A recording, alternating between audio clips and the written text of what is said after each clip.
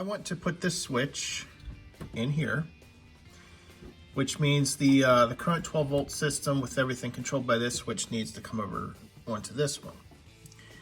Now this is a double pole switch, so this whole line here can be a 12 volt system, while the other line there is a 48 volt system.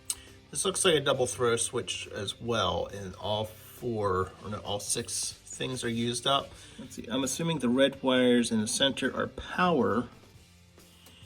The top two should be reverse and the bottom two should be forward, because it always flips opposite of where the switch is actually going. The bottom is missing a wire. There's no node on it. So maybe the bottom, maybe that's the reverse light there. All right, so I took out the top right, and I even label it REV in a right angle, just so I know where it went. And if I put the alligator clip on a positive,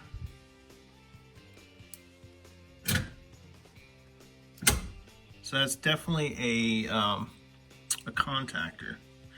So I'm gonna leave it plugged in and check something else. I'm also seeing that the light is turned on for the reverse. So I'm gonna have to untangle it from all the other wires, trace it back, and then hook it up to the appropriate location. And right now I'm just pulling off twist ties off this wire harness here. All right, for now I just put on the reverse switch onto my new switch. What else is reverse that would need reverse? Because we already have the light and the reverse contactor activated, unless this is also the main contactor. All right, I hot wired the reverse contactor for the old stuff. If I hear another switch when I connect this, then that's the main contactor. Okay, yeah. I connected the two reverse wires up to the 12 volt side. So now if I flip the switch to reverse, all right, so this is the forward switch, and I assume the only thing this is going to do is activate the main contactor. All right, on our 12 volt side, we only need one wire for the forward, whereas we have two wires for the reverse, so that we can have the backup light and the reversing switch can be activated. Why are there two power wires on this switch? That confuses me a little bit. Okay, so one wire is connected directly to power, or the power light. You can see the power light there. So once the power light comes on, you would want to show the reverse light, even though you're not pressing reverse. That's my guess. And then the other power should only come when the switch is pressed open. That's gotta be what's going on. So you would need two circuits. We got the service manual here.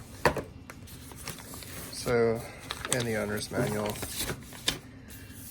So I'm gonna go back. The switch is right here. And you can see one of the wires is missing right there. And that would be your forward switch. Now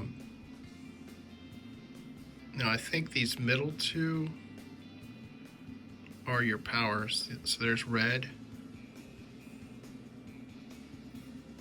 And this is normally open. So it's normally open. So until you press the pedal, there will be no power for this guy. But this guy over here, the purple wire, he's always going to have power. So this guy up top, what is him? What is he? Orange. So this was the forward when we looked at the orange wire. So forward. These two here must be reverse.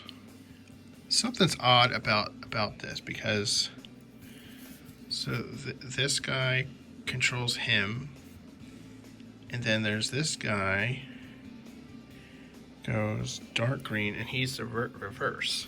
This diagram is really weird. I don't understand, because usually your middle ones are in line with what they control.